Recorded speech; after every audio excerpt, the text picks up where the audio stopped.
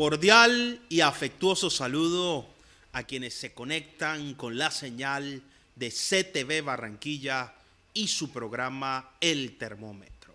Como siempre, es un verdadero placer estar con ustedes para analizar los grandes temas de la actualidad informativa, local, regional, nacional e internacional.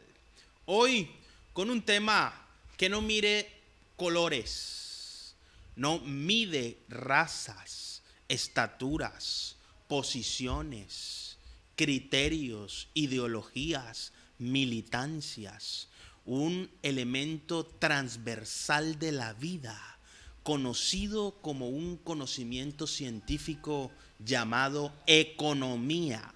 Esa economía que en su concepción clásica ha sido entendida como la capacidad de administrar recursos y bienes escasos, pero que tiene en el imaginario colectivo una esperanza y una expectativa de que algún día dejemos de administrar escasez para distribuir riqueza, para generar productividad y avanzar en la satisfacción de las necesidades colectivas a escala global.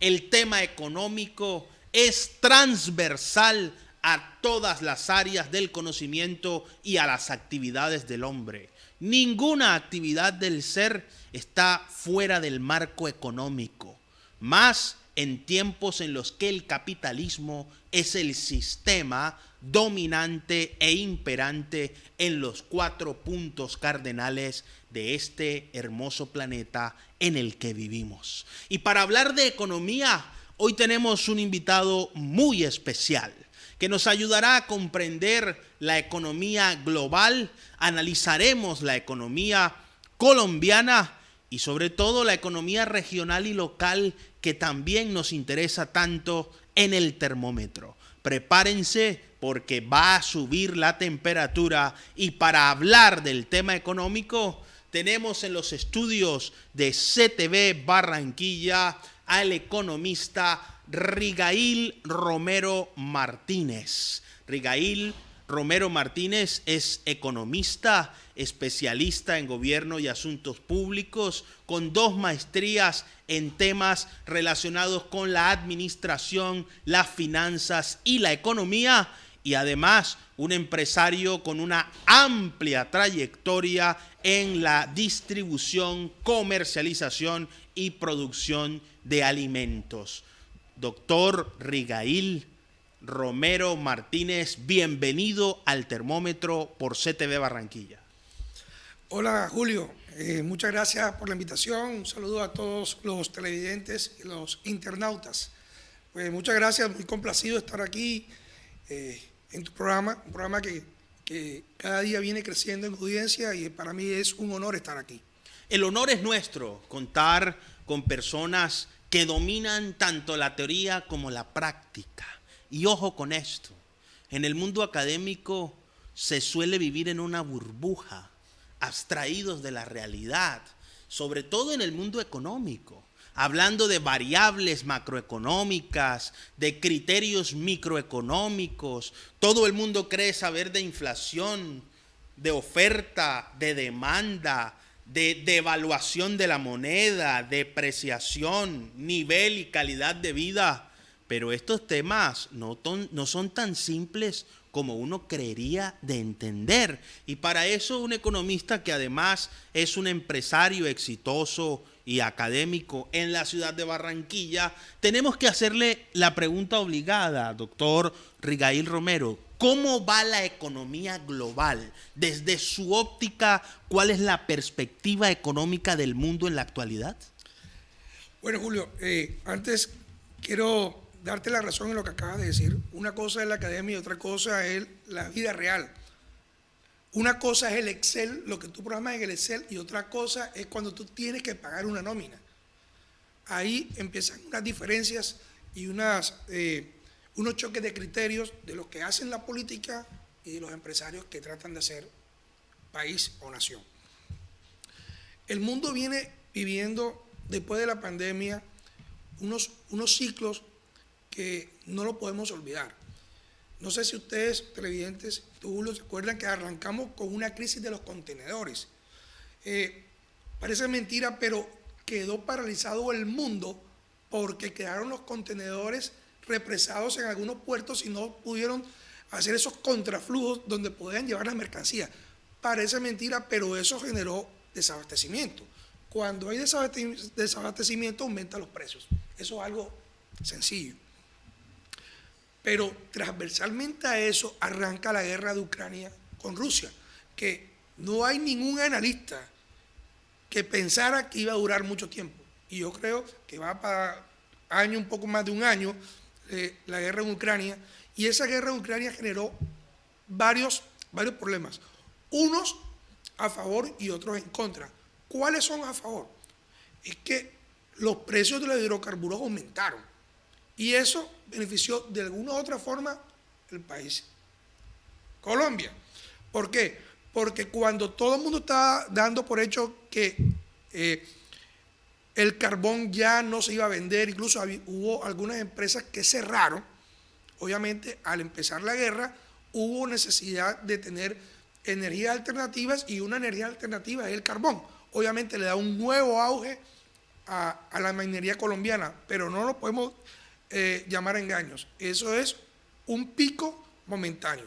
Hay que seguir trabajando en la transición energética porque la economía mundial va a cambiar. Si nosotros no preparamos el país, nos vamos a quedar por fuera de la real torta económica que hay. Entonces, teniendo en cuenta esos dos puntos, también se suma el hecho de que se genera una fuerte inflación a nivel mundial. ¿Qué pasa? La inflación genera que la Reserva Federal aumente cada día más su tasa de interés con tal de tratar de controlar el fenómeno inflacionario. Y eso nos pega a nosotros, mucho más a nosotros en Colombia, que no tenemos seguridad alimentaria. Y eso es algo que hay que tener en cuenta. Colombia no tiene seguridad alimentaria porque por allá en la década de los 90 se inventaron una tal apertura económica que deprimió el campo colombiano. Y aquí no se produce absolutamente nada. La producción aquí es muy pequeña, aquí tenemos que importar el ajo, aquí importamos los granos, aquí importamos la mayor parte de los productos procesados, porque Colombia abandonó lo que en algún momento era más fuerte, que era la producción agrícola. Entonces, para ver en este momento la economía desde un punto de vista global, tenemos que tener en cuenta que primero estamos en una recesión, ya está declarada la recesión, eso no es culpa de Petro, para aquellos que empiezan a hablar temas políticos, la recesión es un hecho. Nosotros vamos a pasar de un crecimiento económico de un 3% al 1.9, 1.7% en el año 2023. O sea, nosotros tenemos que partir de que tenemos una situación complicada. Ahora, a eso se suma una crisis institucional desde el punto de vista político, porque llega al país un gobierno de izquierda, cuando nunca se había presentado eso en 200 años, y eso ha generado una serie de deslizamientos de los procesos económicos que generan algunas dudas, pero más dudas mediáticas que otra cosa, porque lo que sí ha presentado este gobierno es que ha tenido una política económica seria. Tenemos un ministro de Hacienda serio que está trabajando para que las finanzas colombianas vuelvan a ser unas finanzas sanas, porque no las teníamos sanas. Bien, usted aterrizó el tema de la economía global al contexto colombiano y se nos anticipó a una pregunta. Veo que desde su perspectiva habla muy bien no solo del ministro de Hacienda y Crédito Público, sino también del presidente de la República. En este sentido, hay un panorama de incertidumbre y de expectativa en muchos colombianos. Recordemos que el presidente de la República fue elegido con un poco más de la mitad del electorado colombiano, pero hay otro gran sector del país que todavía mira con preocupación el estado de la economía, a pesar de que el dólar ha vuelto a estabilizarse. Ya no es el dólar aquel de diciembre y de los últimos meses del año que estaba prácticamente descontrolado. Hoy podemos decir que el dólar se ha estabilizado, que el Fondo Monetario Internacional ha avalado el modelo económico y las políticas públicas desarrolladas por este gobierno, y esto hay que decirlo con toda imparcialidad, al tiempo que la misma OCDE ve con buenos ojos la forma cómo se está llevando la economía en Colombia. Y no nos digamos mentiras, el hombre clave aquí es Antonio Ocampo, el ministro Ocampo, un hombre global, conocido a nivel internacional como uno de los economistas más destacados. Necesariamente ese relacionamiento ha generado y ha enviado un buen mensaje a los mercados sobre la economía, pero pareciera que eso no se viera tanto así, doctor Rigail Romero, en la inflación. Usted ahorita nos hablaba de que la guerra en Ucrania específicamente ha generado inflación, y esa inflación es un fenómeno global, pero en Colombia el alza de los precios en los alimentos, el alza en los combustibles y sobre todo ese temor por lo que usted muy bien destacaba, el triunfo de un gobierno de izquierda, tiene a la mitad de la población en incertidumbre y a otra mitad que apoyan al presidente en expectativa. La pregunta fundamental bajo esta óptica es: ¿cómo está viendo usted la economía colombiana en este momento y cuál es el mensaje para toda la audiencia, independientemente de la preferencia ideológica o política que tenga? Es que la economía colombiana no está ajena al fenómeno internacional. Nosotros estamos prácticamente arrancando un nuevo gobierno, pero no solamente un nuevo gobierno, sino un nuevo paradigma político. Siempre hemos vivido o hemos nacido dentro de una ideología, ¿cierto? La ideología que representa el presidente Petro es una ideología de avanzada, ¿viste? Es una ideología más entendida internacionalmente que localmente. Aquí localmente nos damos bate entre nosotros, entre los ciudadanos, pero internacionalmente están viendo a un presidente serio. Internacionalmente es reconocido, tú mismo lo has dicho, el Fondo Monetario Internacional ha dado unos conceptos positivos de cómo se están manejando las políticas públicas en temas económicos del país. Y el Fondo Monetario Internacional es un organismo serio. La OCDE también ha dado buenas señales de estar completamente de acuerdo con la política nacional del presidente Petro. Aquí más bien hay que ver dos puntos de vista, y tú lo acabas de decir muy claramente, hay que trabajarlo sin apasionamientos. Sí vivimos un tema de inflación también local. Eso puede estar generado por lo que te estoy diciendo. Como nosotros no producimos alimentos, tenemos que importarlo. Y lo tenemos que importar con un dólar alto, ¿cierto? Al importar con un dólar alto, obviamente, nuestros alimentos internamente aumentan precios. A eso súmale que el gobierno pasado, y a veces no quisiera ver el espejo retrovisor porque no es mi estilo, pero el gobierno pasado dejó un déficit muy grande en el Fondo de Estabilización del Petróleo. Ese déficit también estaba generando un déficit en el presupuesto general de la nación. Entonces, este gobierno se dio la pela para tratar de disminuir ese déficit, aumentando un poquito paulatinamente el costo del precio de la gasolina.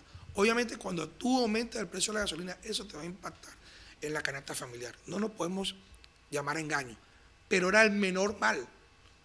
Era peor mantener un déficit fiscal alto porque eso generaba que siguiéramos perdiendo el grado de inversión. Y explico esto. Cuando usted mala paga o hay dudas de que sea capaz de pagar sus acreencias, las tasas de interés se le suben porque aumenta el riesgo. Eso le estaba pasando a este país. Cada día más perdíamos nuestro grado de inversión. Los préstamos internacionales para el gobierno colombiano eran cada vez más costosos. ¿Por qué? Porque teníamos un problema de déficit fiscal. Este gobierno inicialmente hizo es tratar de corregir ese déficit. Y paulativamente vamos a ir ganando nuestro grado de inversión y eso va a ir mejorando nuestra presencia económica a nivel local y que nos vean de una mejor forma esos actores bancarios internacionales. Entonces, yo puedo opinar que el país desde el punto de vista de la estrategia económica va muy bien. El problema es que es un componente. Se requieren otras cosas. Por ejemplo, necesitamos una reforma agraria importante, una reforma agraria integral que nos devuelva la soberanía alimentaria. Al devolver la soberanía alimentaria, ¿qué pasa con los precios de nuestros alimentos? A bajar. Pero fíjate que eso es una cadena también, porque necesitamos que los fertilizantes, los costos de los fertilizantes que estábamos importando allá de Ucrania, también nos bajen. Por eso es importante recuperar las relaciones binacionales con nuestro vecino de Venezuela, dueño de nuestra empresa barranquera aquí, bueno, no es barranquera, es venezolana, pero queda en Barranquilla, que es Monómeros, que produce fertilizantes. Y al producir fertilizantes baratos, nos pueden dar la oportunidad de tener alimentos mucho más asequibles. Entonces, es como te digo, es una cadena, de hecho, no es una sola política, es una política integral de varias cosas. Y tenemos que de una u otra forma ver cómo entre todos vamos tirando para el mismo lado, porque ya digamos que no ayuda que todas las culpas se le echen a Petro cuando realmente encontró un país quebrado. El país estaba completamente quebrado.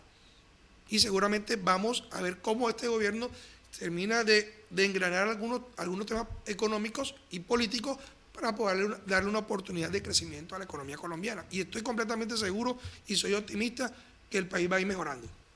El país va a ir mejorando. La economía global está conectada en la economía local. Y hay un término que a mí me gusta mucho que es la glocalización. La glocalización implica que así como se afecta la economía a escala global, existe una afectación económica a nivel local. Y esa interrelación entre lo local y lo global es inseparable, inevitable e indivisible. Bajo ese perfil, resulta muy importante entender que la directriz macroeconómica fijada por los mercados tiene un impacto a nivel local, a nivel regional y a nivel nacional. Hablemos de la economía, doctor Rigail Romero Martínez, en la región Caribe. ¿Cómo está la productividad en el campo, en el Caribe colombiano, y cómo se están dando el flujo de esas transacciones económicas? ¿Cómo ve usted la economía en los 7 departamentos del Caribe colombiano? Mira, la costa Caribe, su economía debería estar basada en un gran porcentaje en la agricultura, en la agroindustria, en la ganadería. Y prácticamente nosotros no somos ajenos a ese desarrollo y ese abandono nacional de la agricultura. El departamento del Atlántico es un departamento pequeño y comparativamente con otros departamentos está mejor interconectado. Nosotros aquí en el Atlántico es para que fuéramos la despensa agrícola del Caribe. Y no solamente del Caribe colombiano, sino del Caribe Centroamérica. Pero no han habido la voluntad política para poder hacer de nuestros campos en la costa atlántica un polo de desarrollo. Miren, yo no quiero criticar algunas cosas, pero ahora que tuve la oportunidad de hacer parte del equipo de la reforma tributaria, tuve la oportunidad de hablar con muchos sectores económicos, creo que hablé con todos. Uno de ellos es el sector de los palmicultores. Llegó un momento en que alguien dijo que sembrar palma era una opción de desarrollo. Y es posible que haya dado algunos beneficios a ciertos sectores. Pero la palma generó que muchos de las tierras se desplazaran de ser ganaderas, productoras de maíz, productoras de arroz, productoras de sorgo, productoras de muchos granos que hoy importamos para colocarse en función de la siembra de palma africana. Hoy nos preguntamos, ¿eso fue estratégico? Y yo hice esa pregunta en los debates que hicimos en el tema de la reforma tributaria. Pedí que me dijeran cuánto afecta la calidad del suelo la siembra de palma africana. Y hubo un mutis por el foro. Nadie me respondió. También pregunté cuál fue el impacto de la economía regional.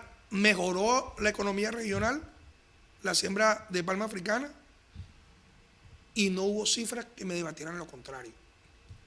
Entonces yo creo más bien es que nosotros tenemos una región rica, aún rica, que podemos tener la potencialidad de crecer enormemente, pero estamos todavía muy atrasados con respecto a la ganadería, por ejemplo, de los llanos orientales, o a la agricultura de Boyacá. Nosotros aquí podemos tener la posibilidad de tener mayor producción. Aquí contamos con la Sierra Nevada. La Sierra Nevada es para que fuera también una despensa agrícola de todo Centroamérica, y la tenemos completamente abandonada. Es complicado subir, por el lado del Magdalena es complicado subir a Palmor de la Sierra.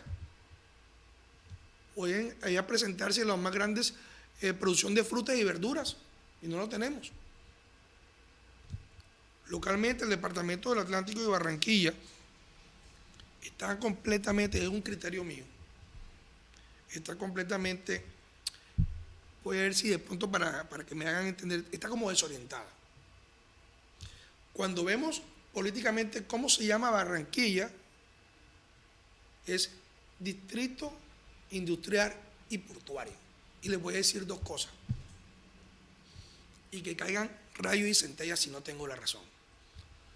No somos ni industrial ni somos portuarios, porque si nuestros compatriotas cachacos no nos mandan plata para Cor Magdalena, no tenemos cómo bregar el acceso al puerto de Barranquilla, y entra enseguida el puerto de Barranquilla en una crisis. O sea que nosotros no tenemos potencia portuaria.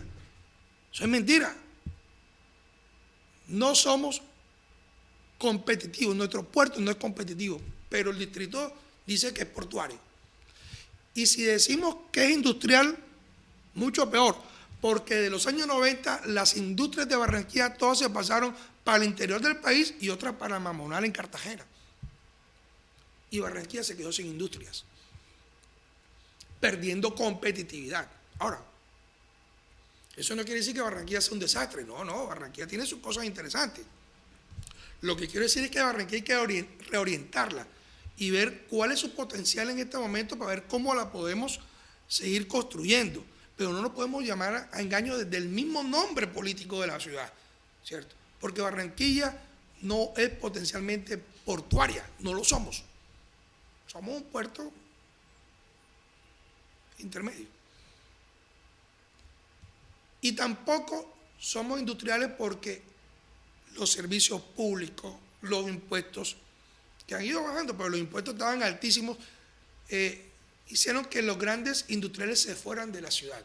Entonces, lo que tenemos que ver cómo hacemos es cómo reorientamos la ciudad tan bonita que tenemos, porque tenemos una ciudad bonita, pero tenemos que potencializarla en lo que realmente necesitamos que haga.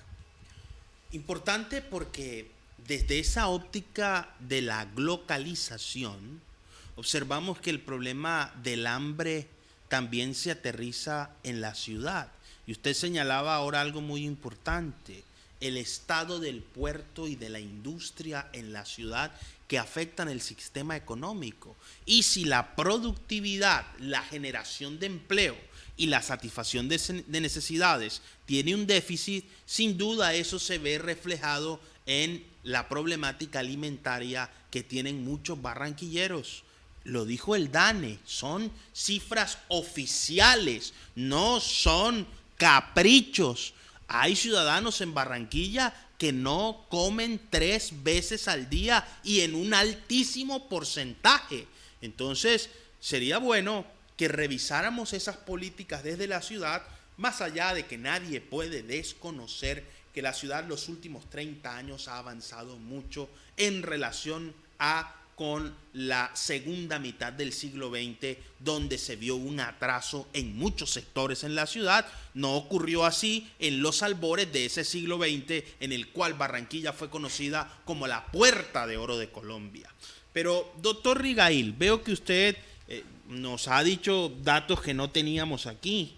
Participó en el equipo económico que asesoró la reforma tributaria, tiene una visión muy cercana al pacto histórico, y sin salirnos del tema económico, la pregunta obligada, hablando de Barranquilla, empecemos por Colombia. ¿Cómo ve usted al gobierno de Gustavo Petro?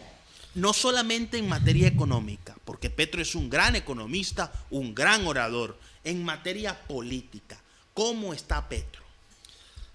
Bueno, me pone en camisa de 11 varas, pero voy a ser completamente sincero. Yo creo que Petro es un presidente que necesitaba el país. Este país no está por buen camino. Lo dicen las frías cifras. Somos el tercero o cuarto país más corrupto del mundo y estamos entre el tercero, cuarto o quinto más desigual del mundo. El que me diga que un país desigual está por buen camino, entonces abrimos otro debate. Entonces, Gustavo Petro era un presidente que necesitaba el país, alguien que pateara el tablero, y vemos cómo ahora reconstruyamos las fichas que se derramó, ¿no? Entonces, yo creo en el presidente Petro. Lo jugaremos, en 3 años y medio. Veremos si le fue mal o le fue bien. Pero yo creo en el presidente Petro. Pero no estoy conforme con el gobierno. Creo que hay unos ministros que no deberían estar ahí. Creo que hay unos ministros que no están sintonizados con esa política de cambio. Sin embargo, yo aspiro que pronto el presidente, pues, en algún momento tenga que recomponer, porque todavía hay tiempo. Hay algunas cosas que pueden estar mejor. Sin embargo, trato siempre de rescatar lo positivo, porque nadie iba a pensar que al presidente Petro le iban a dar la oportunidad de cambiar el país de la mejor forma. Todos sabíamos que le iban a poner tranca, le iban a poner palos en la rueda para que no hiciera las grandes transformaciones que necesita este país. Entonces sabíamos que no iba a ser fácil, pero también tengo que reconocer que hay que hacer algo para mejorar el tema del gobierno. Hay ministros que no deberían estar ahí. Hay ministros que no deberían estar allí. Contundente frase, titular, sobre todo para alguien que es un líder del pacto histórico en la ciudad, y sobre todo que ha estado vinculado al equipo económico que participó en uno de los programas más exitosos hasta ahora del presidente Gustavo Petro, que fue la reforma tributaria. No solamente se adelantó en un tiempo récord y se sacó, sino que hoy nadie está discutiendo ya esos temas que en algún momento generaron un amplio debate, si se perjudicaba a algunos sectores y se beneficiaba a otros. Hoy el país tiene formas de financiar los programas sociales que son la bandera de este gobierno del cambio, como se denomina la administración de Gustavo Petro Urrego. La pregunta obligada en ese contexto, y es uno de los temas que más preocupa a los analistas políticos a escala global, nacional y regional, son las crisis de liderazgo. ¿Cómo está el liderazgo regional del pacto histórico en el país? ¿Es la misma dinámica tradicional de los partidos políticos en Colombia? Y lo voy a ilustrar antes de darle la palabra, sobre todo a la teleaudiencia. Nuestra cultura política tiene una expresión llanera que a mí me gusta mucho. Pareciera que hay mucho cacique y poco indio. unas peleas de egos, Partido Liberal, Partido Conservador, cuando imperó el bipartidismo, cuando se da la ruptura con el uribismo. En el uribismo también existía la misma historia, el mismo libreto, caciques y pocos indios, cuadros, líderes, pero las bases desconectadas del liderazgo. Y hoy lo que uno observa en el petrismo, por lo menos yo tengo algunos amigos a escala nacional y a escala regional, no están directamente en el gobierno y se les vio sudando la camiseta en las elecciones. Está pasando lo mismo con el pacto histórico dentro de esa cultura política de las roscas, de las camarillas, de los pequeños grupos que concentran y desconectan a los partidos de las bases, doctor, y sube la temperatura porque este sí es un tema. Estamos hablando de dos temas que a mí me apasionan, la economía y la política, doctor Rigail Romero. Bueno, digamos que los acuerdos que quedé contigo es que íbamos a hablar sin ningún tipo de tapujos, ¿no? Y la pregunta que me estás haciendo es una pregunta complicada, pero te la voy a responder. No son todos los que trabajaron por un gobierno del cambio los que están trabajando en el gobierno. Y creo que ese es parte del problema. El presidente Petro puede rodearse de gente que lo estima, que lo quiere, que cree, pero sobre todo está muy bien preparado para trabajar por el cambio en este país. Pero veo a muchos profesionales de alto nivel que trabajaron por el cambio y hoy son desconocidos en el gobierno nacional. Muchos de esos que yo conozco pueden ser fácilmente ministros, superintendentes, directores de entidades descentralizadas y no lo están. No solamente aquí en Barranquilla o en el departamento del Atlántico, no, eso está a nivel nacional. Pareciera que hubiera un temor de darle la oportunidad a esos líderes o a esos profesionales que se han dado la pela por cambiar este país. Y no puede ser posible.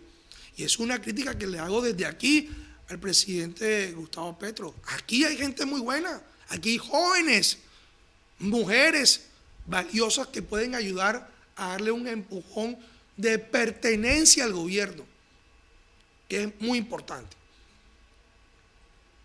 Miren, pasa que no puedo decir algunas cosas, pero hay entidades del gobierno que hoy siguen siendo manejadas por la gente del expresidente Iván Duque y se han acomodado a la nueva presidencia y se han mantenido ahí como si absolutamente nada hubiera pasado. Entonces, ¿eso qué pasa? Eso desmoraliza de una u otra forma a esos profesionales que han combatido desde los debates con su familia, con los vecinos, con los amigos, hablando de la posibilidad de tener un cambio. Y cuando llega el cambio, pues no se gobierna con los que pelearon por el cambio. Me parece absurdo. Y presidente Petro, desde aquí le digo, si usted quiere tener un gobierno que lo respeten y lo quieran, tiene que rodearse con gente que sienta el cambio. Porque si no lo hace, no va a funcionar su presidencia. Yo lo digo con toda sinceridad. Gente que sienta el cambio. Y esa crisis de liderazgo, como lo decíamos hace unos minutos, pareciera ser característica de nuestra cultura política. Pero hablemos de los liderazgos locales.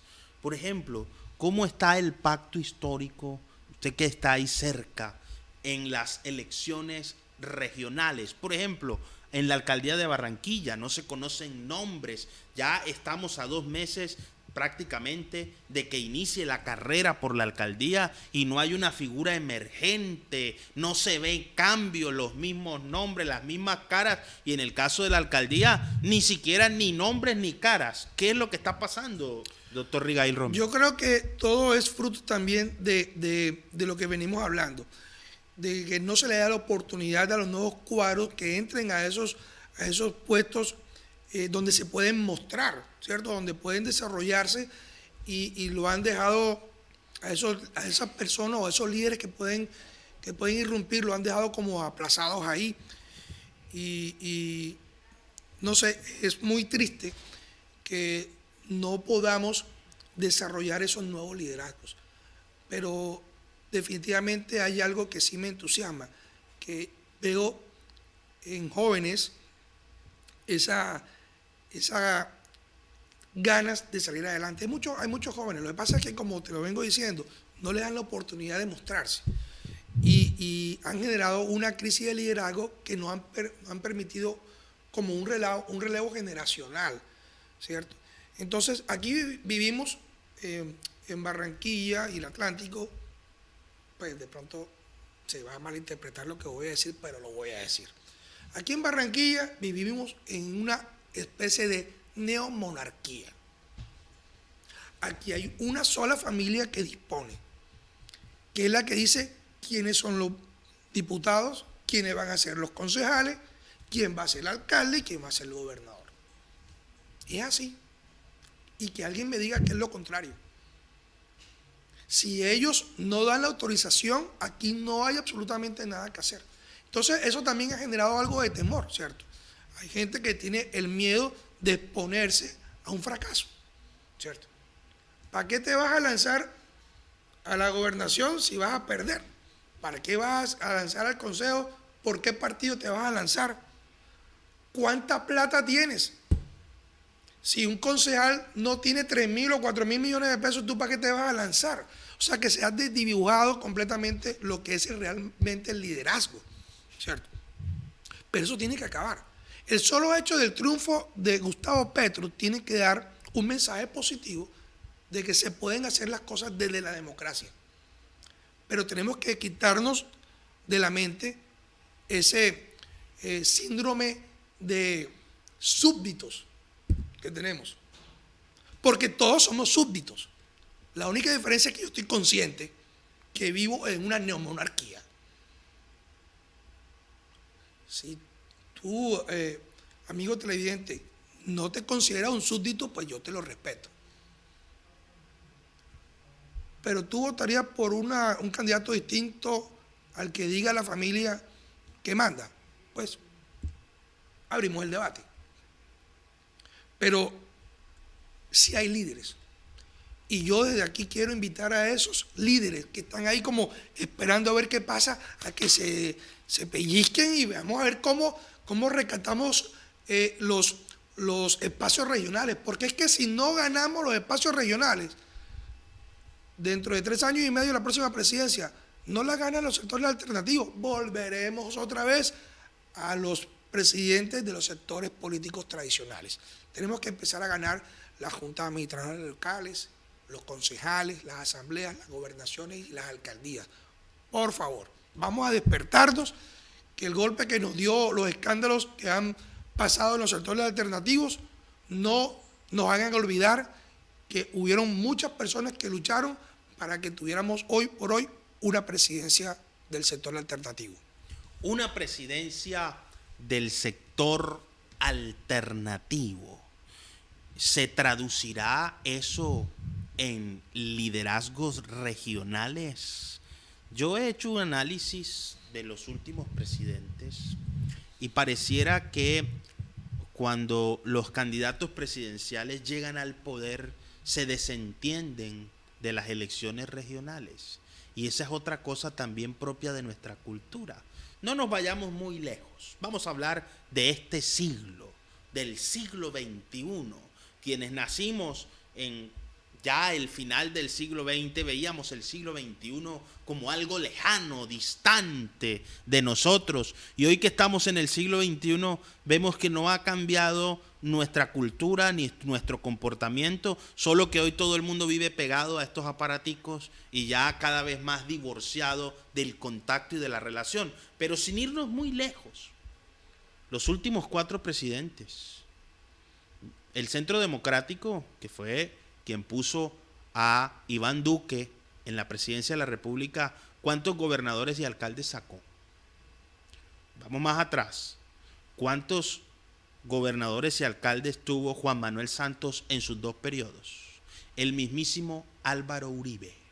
Y ahí se agota el inicio de este siglo XX, que empieza en el 2002, pero Andrés Pastrana en su segundo periodo, en su segundo año de gobierno, ¿cuántos líderes puso regionalmente? La pregunta es, ¿Gustavo Petro seguirá con esa cultura, con esa tradición de que el presidente, ya yo gané, los demás que se defiendan como puedan, que ganen como puedan? Y ojo, esto es una crítica para nuestra sociedad. Así es. Una cultura individualista. La gente se olvida cuando llega a las administraciones, amigos alcaldes, cuando son candidatos, prometen y después se niegan. Hay que cambiar esa cultura. Si a usted lo cambia la abundancia o la escasez, simplemente sus principios no eran sólidos. Sus bases conceptuales estaban ligadas desde una mentira, sostenida desde un engaño y desde un fraude electoral, que no es solamente robarse elecciones. Cuando usted hace una propuesta y una oferta electoral engañosa, comete un fraude, un engaño, una mentira al elector que vota por un programa de gobierno, por unas ideas y por una simpatía. Hay que cambiar esa estructura. Y la pregunta, escuchándolo a usted, doctor Rigail, ¿dónde están los nombres? Por ejemplo, en la alcaldía de Barranquilla, ¿quiénes son esos candidatos por el pacto histórico? Pues yo no me atrevo a dar nombres acá porque realmente he escuchado algunos, pero no los conozco. Entonces, no ¿Y sé. por qué personas como usted, por ejemplo, no se atreve a ir al frente? Así, porque es que a veces uno es bueno ver los toros de las barreras y criticar y decir, ese tipo no es bueno con el toro en la arena, pero meterse allá en la candela, eso es otra cosa, como muy bien usted lo decía, gente preparada, formada. Rigail Romero no tiene aspiraciones a la alcaldía de Barranquilla.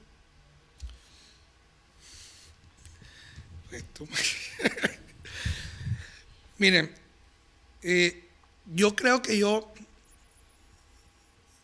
debo estar por encima de los procesos individuales. Es que tú acabas de tomar o poner el dedo en la llaga. La pregunta es, Gustavo Petro llegó a la presidencia y ya se desentiende de lo que es un programa o proyecto político a futuro del sector alternativo. Soy presidente y me retiro. Entonces, si no hay un plan estratégico para transformar este país, muy difícilmente va a pasar lo que tú estás diciendo, que los presidentes influyen poco en las elecciones territoriales. ¿Por qué? Porque o no tenemos un plan de país o simplemente ya no nos interesa desgastarnos en el tema electoral. O sea que hacemos acuerdos electorales, pero no hacemos acuerdos de país. Eso es lo que está pasando. Y tú tienes completamente la razón. Y aspiro que toda la teleaudiencia tome partido en este análisis. ¿Hicimos el pacto histórico como un pacto electoral o como un pacto de país? Porque yo se lo entendía a Gustavo Petro como un pacto por un país mejor, no por unas elecciones, ¿cierto? Y veo muy desarticulado el tema de la dirigencia de la visión de país como pacto histórico con los temas regionales. Lo veo completamente desarticulados. Aquí está, cada quien va a ver cómo se defiende, va a ver cómo escoge cualquier espacio posible. Y si eso va a ser así, estamos a las puertas de un nuevo fracaso electoral de los sectores alternativos en Barranquilla, el Atlántico y todas las costas. Y cuidado del país. Pero para contestarte la pregunta, yo he venido haciendo un ejercicio libre, tocando las puertas de empresarios, de profesionales, que sé que pueden tener un conocimiento mediático o un reconocimiento mediático para que vengan a hacer el contrapeso político aquí en la ciudad de Barranquilla. Y he hablado con varios. y le he dicho, venga, vamos a meternos en esto. Y todos me han dado una razón o una excusa para no hacerlo. Y uno mira para la izquierda y no ve a nadie, y ve a la derecha y no ve a nadie. Sí veo de pronto algunos nombres de personas respetables, porque aquí todos son personas respetables. Pero tenemos la capacidad de aglutinar una fuerza importante para ganar la alcaldía de Barranquilla. Pues yo no lo sé hoy. Tampoco veo al gobierno nacional ayudando mucho, dando herramientas y proponiendo nuevo liderazgo. Tampoco lo veo. Pero para contestarte específicamente, si yo sería candidato a la alcaldía de Barranquilla, pues te digo que sí. Estoy completamente preparado. Es más, te digo una cosa. Hoy, insisto, y le digo a todos los televidentes, la casa política que manda en la ciudad de Barranquilla, el departamento del Atlántico y quizás en el Caribe, es derrotable. Lo que pasa es que nos orinamos los pantalones pensando que no se puede. ¿Por qué? Porque todo lo traducimos es que si tenemos o no tenemos plata para hacer la campaña. ¿Cómo vamos a hacer para financiar nuestra campaña? ¿Con qué dinero? Pues les digo a todos ustedes y a todos los líderes políticos que invito a que se metan en esto, del sector alternativo, que son muy buenos, hay mucha gente muy bien preparada. Pero que a la pregunta es que no tenemos la plata, les digo una cosa, ni reuniendo a todos los empresarios identificados con el sector alternativo, podemos tener los recursos que tiene la clase política dominante aquí en el departamento del Atlántico. Luego, nosotros no lo vamos a derrotar con chequera ni con presupuestos. Lo vamos a derrotar diciéndole que podemos tener una ciudad aún más incluyente, una ciudad mejor, una ciudad donde nuestros jóvenes tengan la oportunidad de tener un futuro. Porque la delincuencia, las extorsiones, nos tienen a los empresarios y a los ciudadanos de común completamente agobiados. Pero ¿sabes por qué? Porque cada día más esas bandas criminales son más fuertes porque tienen más ejércitos. Y esos ejércitos lo hacen lo conforman nuestros jóvenes nini, esos jóvenes que ni estudian ni trabajan. Entonces tenemos un malecón muy bonito que lo merecíamos. Tenemos unos proyectos en la Ciénaga de Mallorquín turística que lo merecíamos, son bonitos. O sea, las cosas que se han hecho aquí son buenas cosas. Pero por favor, tenemos que invertir en el ser humano. Tenemos que darle la oportunidad a esas jóvenes de estos barrios normales, barrios que yo permanentemente estoy visitando porque es donde yo trabajo. Mi compañía reparte alimentos en el estrato 0, 0, 0, 1, 1 y 2 de Barranquilla. Y ahí es donde vemos la pobreza y vemos exactamente cómo se crían esos niños sin ningún tipo de esperanza. Entonces, no todo puede ser de la 72 para el norte. No todo puede ser pavimento, porque el máximo dirigente de esa clase política dijo que era precandidato presidencial, dijo que era bueno hacerle las calles porque pueden entrar las ambulancias, y es cierto. Pero hacer una calle no te genera una mejor persona. Te genera una mejor persona si le da la oportunidad de educarse bien, de alimentarse bien y de que tenga la oportunidad de, cuando él sea apto para trabajar, conseguir un empleo. Y en Barranquilla el nivel de informalismo es inmenso. Miren, da tristeza. Y les voy a decir una cosa. Yo he hablado con muchos jóvenes. Y ustedes saben a qué aspiran un joven en Barranquilla. En que por lo menos le den una moto. Comprar una moto. Es que si yo compro una moto, con eso saco a mi familia adelante. O sea, ser mototaxista acá es el sumo de muchos jóvenes que no tienen ninguna oportunidad adicional para subir en la vida. Llenamos a los municipios de motocarros y de motos y le damos la oportunidad de que se rebusquen. Y ningún país prospera con la economía del rebusque. usted ha dicho cosas muy importantes hoy. Yo destaco tres.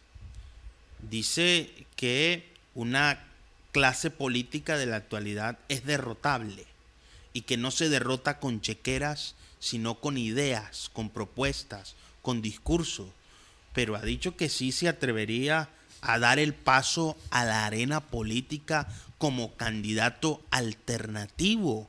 Escúchenlo bien, televidentes, acaba de surgir una noticia en el termómetro por CTV Barranquilla. El señor Rigail Romero Martínez está diciendo, vamos a atrevernos a hacer algo diferente, a tener iniciativas distintas. ¿Nos podría aclarar un poco más esto, doctor? Lo que pasa es que esas no eran las reglas de juego. No, pero ¿sabes qué? Es que, digamos, es que yo siento la ciudad, el departamento, lo siento como cuando esos boxeadores les zampan una trompada aquí en la quijada que no se dan para levantarse del suelo. Está como groggy así, ¿cierto? Y yo aquí quiero dar un mensaje, decirle, no, nosotros aquí tenemos cómo hacer un contrapeso político, vamos a verlo cómo hacemos. Vamos a atrevernos a hacernos. Yo llamo a todos esos precandidatos que hay, a que tenemos que sentarnos por lo menos a conocernos, a decir qué queremos de la ciudad y vemos cómo conformamos un frente muy amplio. Miren, te voy a decir una cosa, Julio. Hay mucha gente buena por fuera de los partidos del pacto histórico, que de vocación pertenecen a los sectores alternativos, pero que no están alineados con ningún partido, y es la mayoría. Hay mucha gente buena. A esa gente buena le quiero decir, vamos a atrevernos. No necesitamos que nos impongan los candidatos. Aquí podemos ver cómo surgimos de los sectores alternativos con unos nombres y unas presencias mucho más frescas, que podamos ver cómo le mostramos a la ciudad un camino distinto, ¿cierto? Porque por ahí decían que hay algunos esclavos que no querían dejar de ser esclavos porque los esclavistas les decían que si se iban libres se morían de hambre. Exactamente es el mismo ejemplo.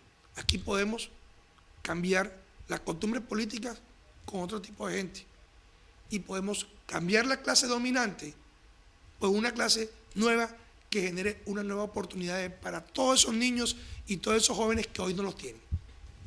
Para niños y jóvenes que hoy no los quieren.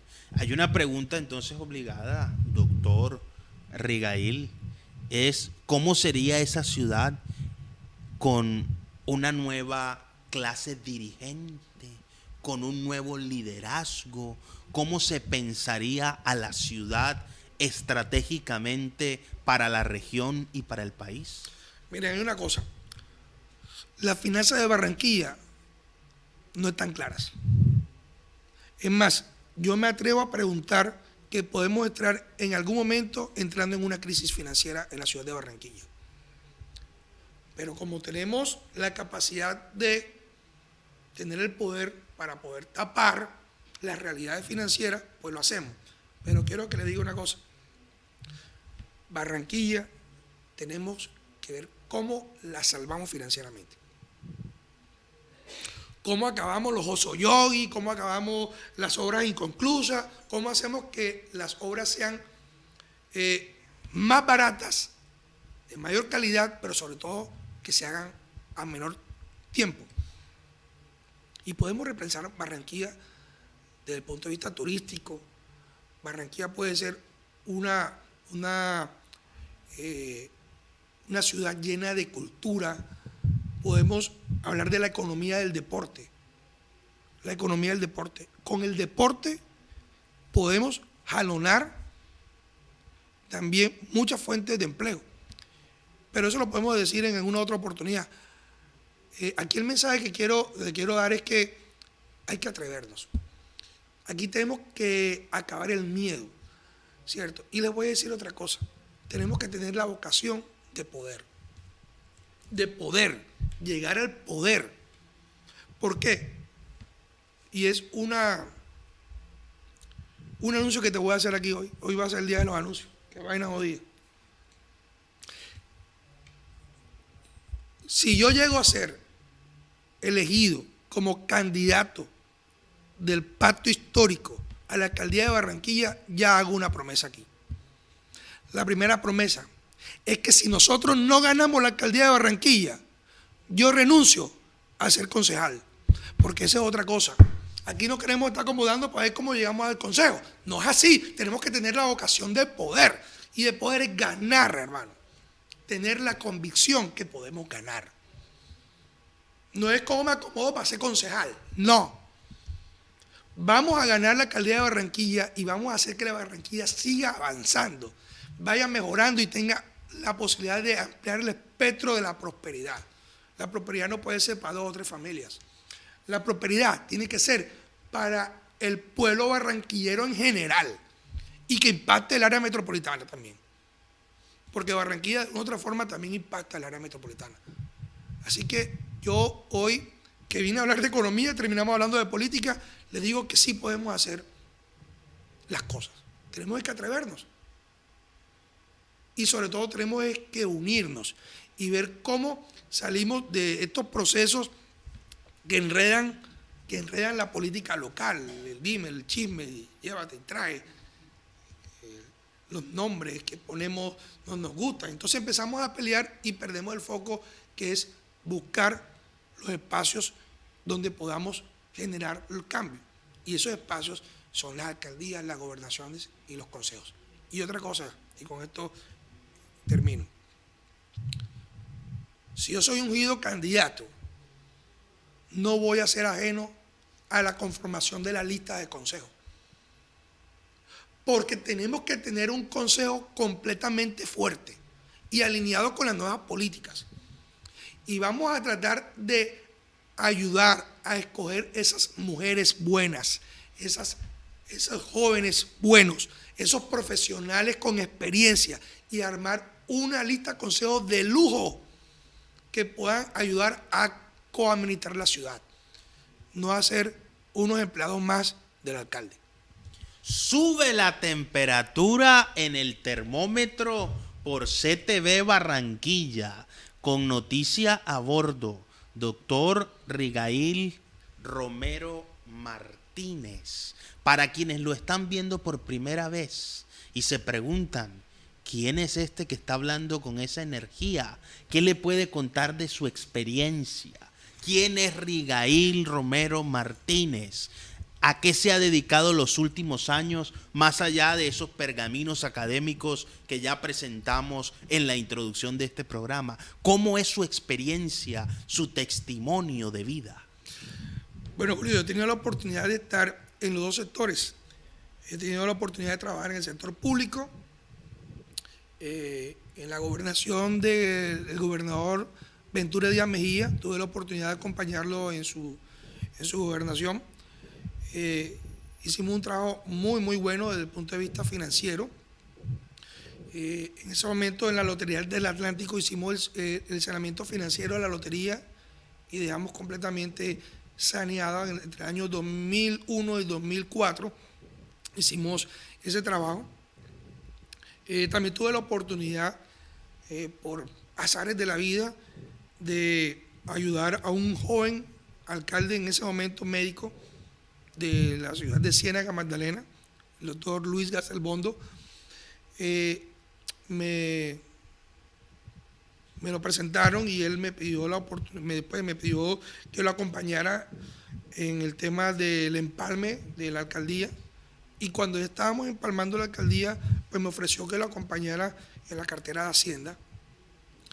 Y yo ya tenía compromisos con mi compañía, que por cierto hoy cumple 14 años. Y le dije que lo podía acompañar un año, pero ese año fue un año de grandes satisfacciones.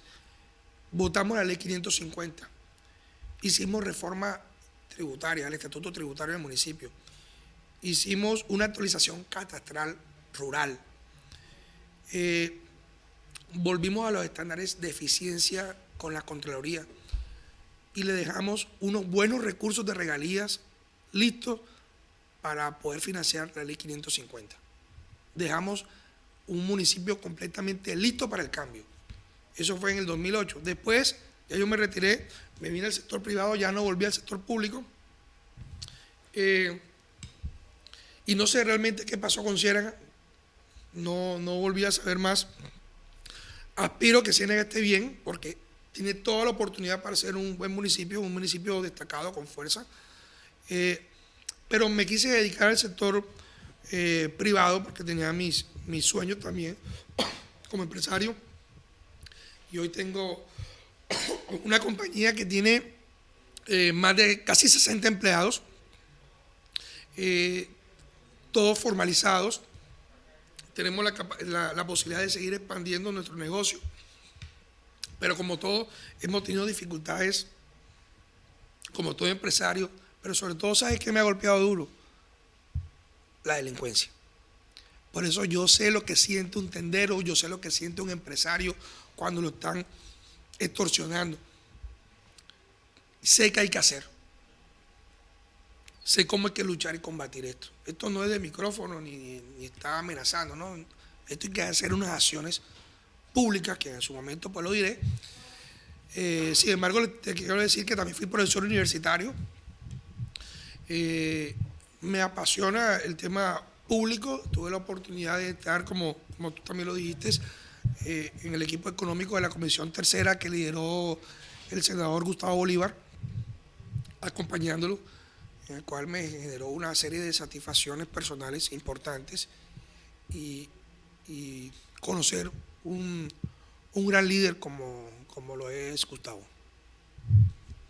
Una hoja de vida interesantísima, sobre todo porque la economía, como decíamos al inicio de este programa, es transversal.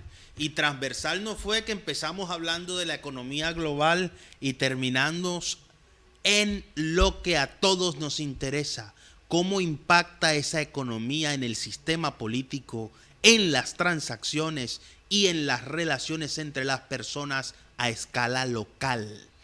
Esa globalización, lo que pasa en Ucrania, nos afecta a nosotros aquí en el centro de Barranquilla.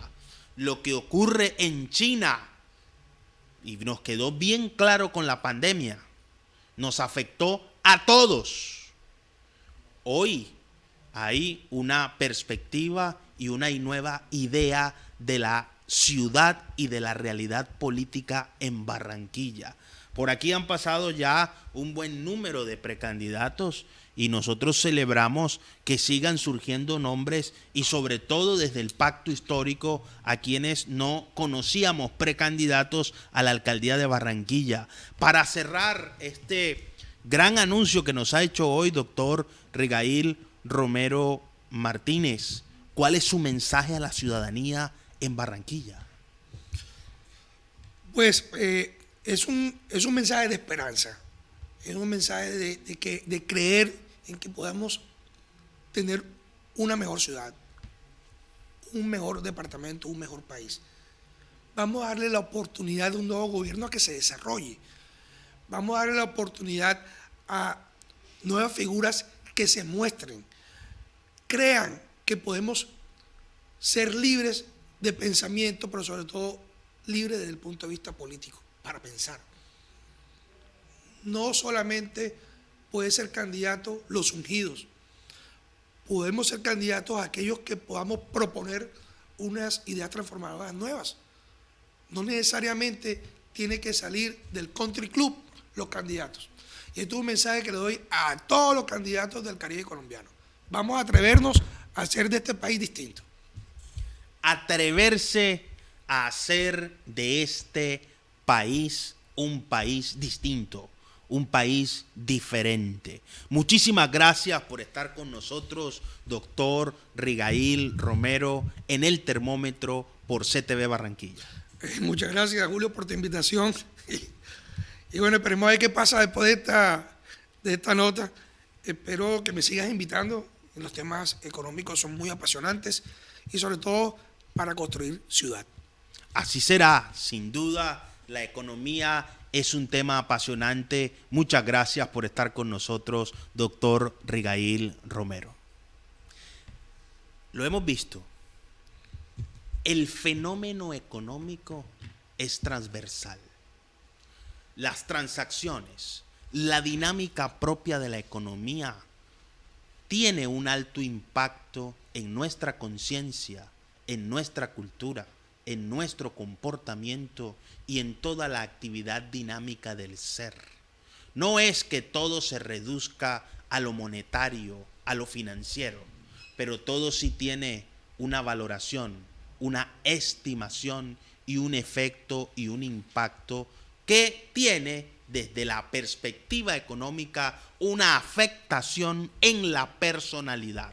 Puede ser positiva o puede ser negativa. Es hora de repensar la ciudad, la región, el país y el mundo. Que la economía deje de ser distribución y administración de recursos escasos, administración de pobreza, para convertirse en una operación y en una actividad generadora de riqueza, distribuible para todos. Esto no es una fantasía, no es una utopía, no es algo inalcanzable. Podemos mejorar nuestra calidad de vida, crecer como ciudad, como país y como nación. Y para eso necesitamos dar el primer paso, es reconocer al otro. El reconocimiento del otro y construir el yo desde el nosotros es lo que diversifica nuestras capacidades académicas, profesionales, artísticas, empresariales, laborales. Lo que usted haga, si lo hace bien, será reconocido por el contexto, por el entorno en el cual habita y con quien se relaciona. Muchas gracias por estar con nosotros en el termómetro por CTV Barranquilla. Nos estamos viendo en todas partes.